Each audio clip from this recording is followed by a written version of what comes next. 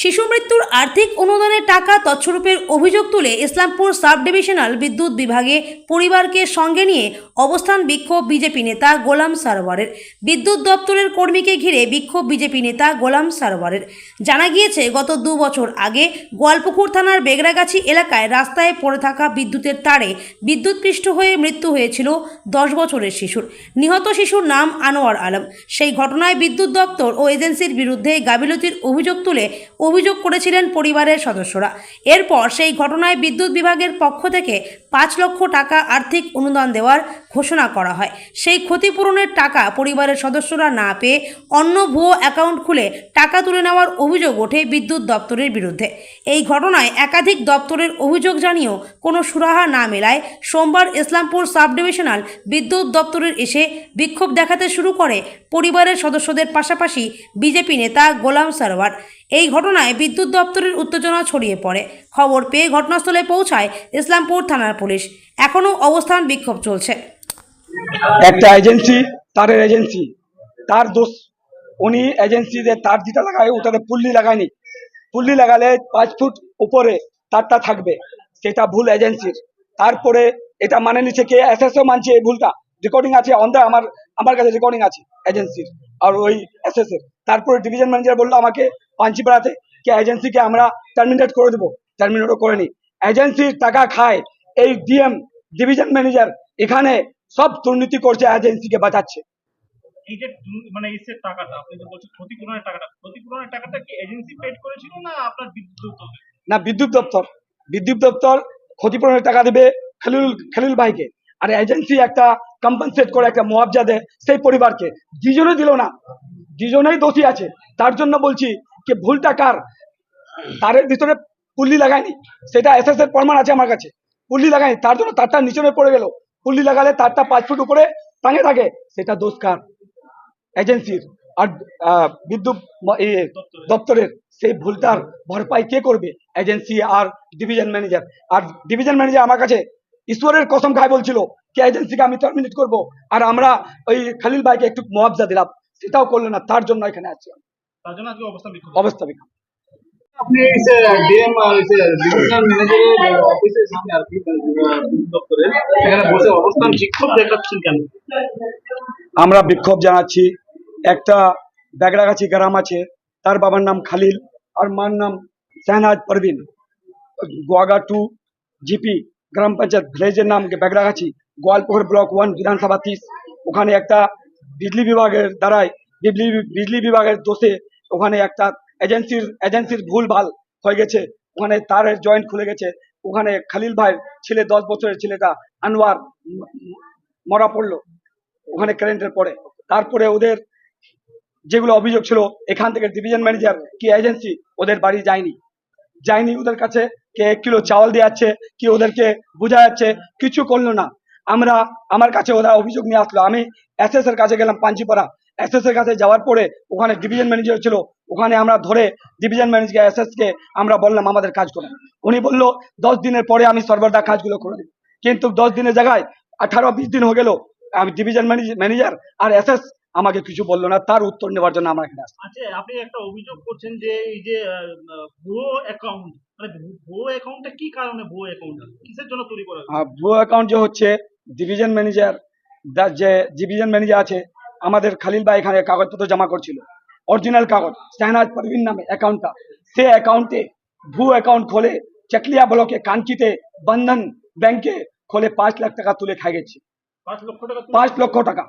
কি করে এটা সম্ভব? এটা ওনার অ্যাড্রেস, ওনার সব ছবি টবি সব আছে, অ্যাকাউন্ট নাম্বার আর সিগনেচারে ইনার নাই শাহনাজ পারভিন। কই শাহনাজ পারভিন? দেখান ইনাকে, বসান এখানে। শাহনাজ পারভিনের সব আছে ডকুমেন্ট, সব এখান থেকে পালো ডিভিশন অফিস থেকে। কিন্তু অ্যাকাউন্ট নাম্বার চেঞ্জ হয়ে গেছে, নামটা চেঞ্জ হয়ে গেছে পল্লবী পারভিন। সেটা ভুয়ো অ্যাকাউন্ট বলে পারভিনের জায়গায় পল্লবী পারভিন। এই মহিলাটার নাম শাহনাজ পারভিন, আর যে অ্যাকাউন্টটা ফার্জি করছে ওনার নাম পল্লবী পারভিন। আচ্ছা, মানে টাকা তুলে নিয়েছে? টাকা তুলে নিয়েছে। এটা কি ক্ষতিপূরণের টাকা? ক্ষতিপূরণের টাকা 5 লক্ষ টাকা। 5 লক্ষ টাকা বিজলি বিভাগ দিচ্ছে। তার জবাব আছে আমার কাছে, সব প্রমাণ আছে অ্যাকাউন্টে। এই অ্যাকাউন্টটা আমি দেখাচ্ছি, দেখেন এই ক্যামেরাতে। অ্যাকাউন্টটা নাম রূপালী পারভিন, নাম কি রূপালী পারভিন। অ্যাকাউন্টে আর অ্যাকাউন্ট নাম্বার এটা 5 লক্ষ টাকা ডিসবার্স হচ্ছে, সে অ্যাকাউন্টটা তুলে নিচ্ছে এখন রূপালী পারভিন, তুলে অ্যাকাউন্ট টাকা তুলে নিচ্ছে, এখন অ্যাকাউন্টটা বন্ধ করে দিচ্ছে। সেইগুলো আপনাদের দাবি কি এখন? আমাদের দাবি আছে যে পল্লবী পারভিনের তো ছেলে পানান খালি হয়নি, পল্লবী পারভিনের ছেলে তো বিজলি বিভাগের তো সে মরেনি, কিন্তু মরলো কার? শেহনাজ পারভিনের। তাহলে শেহনাজ পারভিনের হক আছে, ন্যায় পাবে উনি, ওনার টাকা পালে উনি।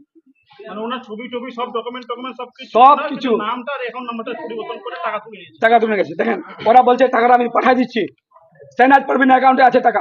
ওরা বলছে ডিভিশন ম্যানেজার বলছে শেহনাজ পারভিনের অ্যাকাউন্টে টাকা আছে। শেহনাজ পারভিনকে আমি বললাম তুই অ্যাকাউন্ট স্টেটমেন্ট বাইর করে নিয়ে আস, সেটা উনি অ্যাকাউন্ট স্টেটমেন্ট বাইর করলো। তো এই টাকাটা তুললো কারা? এই টাকাটা তুললো রূপালী পারভিন, আর অ্যাকাউন্টটা শেহনাজ পারভিনে দিচ্ছিলাম আমরা। কার মধ্যে এই চক্র চলতেছে? এই চক্করটা ডিভিশন ম্যানেজার আর লোকাল লিডারশিপ আছে ওখানকার, সবাই যুক্ত আছে। এই চিজটা বাইরে নিয়ে আসতে হবে, তার জন্য আমরা এখানে আসছি। আমি তো তখন বাইরে ছিলাম, আমার ছেলে বিজলি লাইটে মারা গেল, আমি জানতে পারলাম। তখন করোনা চালু ছিল, করোনার উপরতে আমি আসতে পারিনি। তারপরে দিন কিছুদিন সাল পর আমি বাড়ি আসলাম, বাড়ি আসে দেখছি তদন্ত করে যে আমার ছেলের নামে টাকা ঢুকেছে। আমাকে লোক বলছে আপনি টাকাটা তুলে খেললেন, ছেলের জন্য কোনো কাজ করলেন না। আমি বললাম ভাই আমি তো টাকা তুলিনি, আমাকে তো কিছু জানা নাই। বললেন না টাকা আপনার উঠে গেছে। তবে আমি পাঞ্জিপাড়া অফিসে আসলাম, পাঞ্জিপাড়া অফিসে জানালাম, তো পাঞ্জিপাড়া অফিস বললো যে আপনার টাকা উঠে গেছে, আপনার অ্যাকাউন্টে টাকাটা চলে গেছে। তাহলে আমার কাছে কিছু নাই, আপনি সব ডিভিশনে যান। আমি এই অফিসে আসলাম, এই অফিসে বলছে আপনার টাকা চলে গেছে আপনার অ্যাকাউন্টে, আপনি দেখেন আমার করার কিছু নাই। তাহলে কি হলো, টাকাটা কোথায় গেল? তো বলছে ওই মহিলাটাকে টাকা দিয়েছি আমি। ওই মহিলাটা আমি বললাম আমার ওটা সিস্টার নাই, বোন নাই, আমার মা নাই, ও টাকাটা পালো কি করে? তাহলে বলে আপনার কাগজ জমা করতে হবে, আমি রায়গঞ্জ যান। আমি ফের রায়গঞ্জ গেলাম, রায়গঞ্জ বলে আমার হাতে কিছু নাই, সাব ডিভিশন বলবে। ফের সাব ডিভিশনে আসলাম, কোর্ট থেকে কাগজ বাইর করে নিয়ে আসলাম, এখানে রিসিভ করলো না। 4-5টা অফিসে দৌড়ে দৌড়ে আমি হয়রান হয়ে গেলাম। তারপর বললেন মালদা যেতে হবে, ফের আমি মালদা গেলাম, মালদা কোনো অফিস নাই, টাকাটা কার অ্যাকাউন্ট? আপনার এজেন্সি অ্যাকাউন্টে বড় অ্যাকাউন্টে ঢুকছিল? বের কোনো টাকা ঢুকেনি। ঢুকেনি? হ্যাঁ, তাহলে তার কি নামে অ্যাকাউন্টে ঢুকছে টাকা? পল্লবী পারভিন, পল্লবী প্রবীণের পল্লবী পারভিন। আমার তো জানি না, ওকে কিছু জানি সম্বন্ধে নাই ওর। কোথাকার অ্যাকাউন্ট, এটা কোথায় বাড়ি? ওর বাড়ি তো করণ দিঘি, করণ দিঘি। করণ দিঘি বাড়ি। অ্যাকাউন্টটা কোথায় খোলা হয়েছিল? লদনা স্টেট ব্যাংক। ওনার অ্যাকাউন্টটা কে খুলে দিল? আমি কি করে বলে সেটা আমি জানা নাই, সেটা অফিস বলবে সেটা। মানে কি মনে হচ্ছে, কোথায় কি হচ্ছে, কারা করতেছে এটা? এটা অফিসের কাজ করছে, অফিসাররা করে। অফিসের কাজ না করলে আমার অ্যাকাউন্টটা ছাড়ে অন্য অ্যাকাউন্টে টাকা ঢোকাবে, এটা অফিসের দোষ না, আমার তো কোনো দোষ নাই। আপনার ছেলের কবে বিজলি হিসেবে টাকা দিচ্ছে। ছেলের কতদিন আগে মৃত্যু হয়েছে? 2 বছর হয়ে গেল। 2 বছর। বিজলি 1 টাকা দেয়নি আমাকে, বিজলি এসেছে কোনো টাকা দেয়নি আমাকে। 5 লাখ টাকা যে উনাকে দিল সেই টাকাটা তো আপনার পাওয়ার কথা নাকি? আমার পাওয়ার কথা, আমরা তো 1 টাকা পাইনি। ক্ষতিপূরণ এটা কি মানে বিদ্যুৎ এটা কি দপ্তরে? বিদ্যুৎ বিদ্যুৎ হালিয়ে। ক্ষতিপূরণ দেয়? আর তারের জয়েন্টটা যেটা আছে ওখানে 7টা না 8টা জয়েন্ট আছে, যেখানে একটা তারের জয়েন্ট লাগে, কোটেশন যখন জমা করেছে মাদ্রাসায়, তাহলে একটা তার হবে না, সেখানে 5টা 7টা জয়েন্ট আছে। তার 1 মাস পরে তার জয়েন্টটা খুলে গেল, আর জয়েন্টটা না খুলে আমার ঠেটা মরতো না। কি নাম আপনার ছেলেটা? আনবার আলম। ধন্যবাদ। হ্যাঁ, কত বছর? 10 বছর ছেলে। 10 বছর। বাড়ি কোথায়? বাড়ি বেগড়াগাছি। আপনার নাম? মোহাম্মদ খলিল। কি চান এখন? আমি আমার টাকা চাই, আমার যেটা ক্ষতিপূরণ পেয়েছি, আমি যা সরকার থেকে যেটা পেয়েছি সেটা আমি দাবি করি। দেখা যাচ্ছে যেই মহিলার অ্যাকাউন্টে টাকাটা ঢুকেছে সেই অ্যাকাউন্টটাও গোয়ালপুকুরের না, সেটা ধানকির একটা ব্রাঞ্চ। আর যেই মহিলার অ্যাকাউন্টে টাকা ঢুকেছে তার বাড়িও সেই গ্রামে নয়। তাহলে কি করে, মানে তার মানে কি, মানে ডিপার্টমেন্ট কি করে তাহলে ওই মহিলার অ্যাকাউন্টে টাকাটা ঢুকাবে? অ্যাকাউন্ট তো আপনার যে কোনো জায়গায় অ্যাকাউন্ট থাকতে পারে। ব্যাংকের অ্যাকাউন্ট তো আপনার নট নেসেসারি যে আপনাকে গোয়ালপুরে থাকতে হবে, আপনার ইসলামপুরে অ্যাকাউন্ট থাকতে পারে, সেটা বড় কথা নয়। ব্যাপারটা হচ্ছে কিন্তু যে মহিলাটা তার তো নাম নামগুলো ম্যাচ করছে কিনা। ঠিক, এবার একটা বাচ্চার বার্থ সার্টিফিকেট দেওয়া হচ্ছে, সরি ডেথ সার্টিফিকেট দেওয়া হচ্ছে, যেটা ইস্যু করেছে গভর্নমেন্ট অফ ওয়েস্ট বেঙ্গল থেকে। ঠিক, সেটাকে আপনি মান্যতা দেবেন তো নিশ্চয়ই। আপনার কাছে যখন হবে, আপনার কাছে আমি বলবো যে আপনি তাহলে যে একজনের মৃত্যু হয়েছে তার প্রুফটা দিন। তো আপনি কি দেবেন? মানে death একটা ডেথ সার্টিফিকেট দেবেন। ডেথ সার্টিফিকেট দেবেন, ডেথ সার্টিফিকেটে কি কি থাকবে? তার মার নাম, বাবার নাম, বাড়ি কোথায়, বয়স কত ছিল, সমস্ত কিছু লেখা থাকবে, এবং সেই অ্যাকর্ডিংলি পেপার কত মানে চলছে, যে অ্যাকাউন্ট যেই ডেথ সার্টিফিকেটে জমা করেছে সেখানে এই মহিলার নাম এইভাবেই সমস্ত ডকুমেন্ট দেখে প্রসেস হয়েছে আমি বলতে পারি। ঠিক আছে, কিন্তু তাও বলছি বেশি দিন হয়নি, 15-16 দিন হয়েছে আমরা এই ব্যাপারটা নিয়ে টাকাটা তো 1 বছর আগে ঢুকেছে। জানতে পারে। ঘটনাটা ইস্যু করেছে, রেস করেছে তো 15-16 দিন হয়েছে। মানে ঢুকেছে টাকা 1 বছর আগে। অর্ডারটা 1 বছর আগে হয়েছে, টাকা হয়তো 1 বছর আগে পেয়েছে, কিন্তু যে ঘটনাটা মানে হ্যাঁ 1 বছর আগে, তারও আগে হবে, 2 বছর হয়ে যাবে প্রায়। কিন্তু এই যে ঘটনাটা রেস করেছে ওনারা, এই ঘটনাটা আমরা মানে ইন্টেনসিভলি জানতে পারলাম 15 থেকে 20 দিন আগে, মানে সেপ্টেম্বর মাসে জানতে পারলাম। তারপরে ওনাদেরকে বলেছিলাম যে ঠিক আছে, আপনারা আমাদের সঙ্গে একটুখানি সময় দিন, সহযোগিতা করুন, যাতে আমরা জানতে পারি অ্যাকচুয়াল ফ্যাক্টস অ্যান্ড ফিগার জানতে পারি। এটা আর কি, দেখি কি করা যায়, কতটা কি করা যায়। নিশ্চয়ই ওনারা সাবমিট করলে আমরা অ্যাকর্ডিংলি এগোবো। কি কি চাওয়া হলো ওনাদের কাছ থেকে? ওনাদেরকে সমস্ত ডকুমেন্ট নতুন করে চাওয়া হয়েছে, এবং এটা আমরা পাঠানোর পরে এমনও হতে পারে আরো কিছু ডকুমেন্ট চাইতে হতে পারে, সেটা আমরা এই মুহূর্তে কি লাগবে পরবর্তীকালে সেটা জানা যাবে। পরবর্তীতে কি ওরা অনুদানের টাকা কি পাবে? দেখুন, দপ্তর কিন্তু কম্পেনসেট করেছে, দপ্তর কিন্তু কম্পেনসেট করেনি সেটা নয়, দপ্তর প্রত্যেকটা নিয়ম মেনে কম্পেনসেট করেছে, এবং কম্পেনসেশনটা ওনাদের বক্তব্য অনুযায়ী ভুল হয়েছে। তো ঠিক আছে, ইনভেস্টিগেশন হোক না, কি হয় দেখি না। এখন ম্যাটার অফ ইনভেস্টিগেশন, এখন মানে তো আরেকবার হ্যাঁ না, ইনভেস্টিগেশন হবে আর কি। নিশ্চয়ই হবে, নিশ্চয়ই হবে। এখনই তো হ্যাঁ না বলাটা সম্ভব না, দেখি না কি হয়। দপ্তরের একজন আধিকারিক, আপনি কিছু বলবেন না এটা? আমি বলবো না, কোথাও বলিনি, কিন্তু আমি একবারও বলেছি আমি বলবো না। আপনি আমার ব্যাপারটা বুঝলেন না। আমি বললাম আমি অফিসিয়াল এন্টাইটেল নয় প্রেসের সামনে বলার জন্য, সেটা হচ্ছে আমাদের রিজিয়নাল ম্যানেজার এন্টাইটেল। ঠিক, আপনার যদি পার্সোনাল ইনফরমেশন হয় এমনি জানার জন্য হয়, তাহলে আমি যেটা জানলাম সেটা বললাম, সেটা বলবো। না না না, অফিসিয়ালি আমি কিছু বলতে পারবো না, দয়া করে রিকোয়েস্ট করবেন না। ব্রিফ করে দেন যে কি বিষয়ে কেন আজকে একটা মানে ওনারা একটা অ্যাপ্লিকেশন মানে কি করলেন, কি বলে, একটা দাবি নিয়ে এসেছিলেন। সেটা হচ্ছে ওই গোয়ালপুকুর সাপ্লাই, একটা আমাদের গোয়ালপুকুর সাপ্লাই আছে পাঞ্জিপাড়ায়। তো সেখানে বেশ 1 বছর আগে একটা হয়তো একটা অ্যাক্সিডেন্ট হয়েছিল, একটা ছোট বাচ্চার ফ্যাটাল অ্যাক্সিডেন্ট হয়েছিল। এবং সেই অ্যাক্সিডেন্টের পরে নিয়ম অনুযায়ী ডিপার্টমেন্টের ইনকোয়ারি কমিটিও বসে, এবং ইনকোয়ারি কমিটি বসার পরে একটা কম্পেনসেশনের জায়গা থাকে, সেই কম্পেনসেশনটা প্রোভাইড করা হয়েছে। এই অবধি ঠিক ছিল। তারপরে জাস্ট লাস্ট মোটামুটি 15 থেকে 20 দিন আগে আমি যখন আমার অফিসে গেছিলাম, গোয়ালপুকুর অফিসে কাজে, আমি এবং আমার এইচআর, তখন ওনাদের সাথে আমার দেখা হয়। তো সেখানে ওনারা এই কমপ্লেনটা আমাদেরকে বললেন, তখনই আমরা জানতে পারি যে ওনারা যেটা দাবি করছেন যে না, কম্পেনসেশনটা সঠিক জায়গায় হয়নি, অন্য একটা অ্যাকাউন্টে হয়েছে, অন্য জায়গায় হয়েছে। তো সেই অনুযায়ী আমরা ওনাদেরকে রিকোয়েস্ট করেছিলাম যে আপনাদের টোটাল যা বৃত্তান্ত আছে আপনারা লিখিতভাবে জানান দপ্তরকে, এবং আপনাদের কাছে অ্যাভেলেবেল যা ডকুমেন্ট আছে সেগুলো আমাদেরকে দিয়েন। সেই মোতাবেক ওনারা কিন্তু আমাদেরকে কিছু ডকুমেন্ট দিয়েছিলেন, পুরোটা এখন ইনকমপ্লিট আছে, কিছু ডকুমেন্ট দিয়েছিলেন। সেই মোতাবেক আমরা আমাদের রেসপেক্টিভ অফিসে যোগাযোগও করি, এবং সেক্ষেত্রে ওনারা আমাদেরকে গাইড করেছে যে পুরো ব্যাপারটা সমস্ত কিছু ডকুমেন্ট দিয়ে আরেকবার পাঠাতে, মানে একটা রিইনভেস্টিগেশন হবে যে আদৌ জিনিসটা কতটা গ্রহণযোগ্যতা রয়েছে।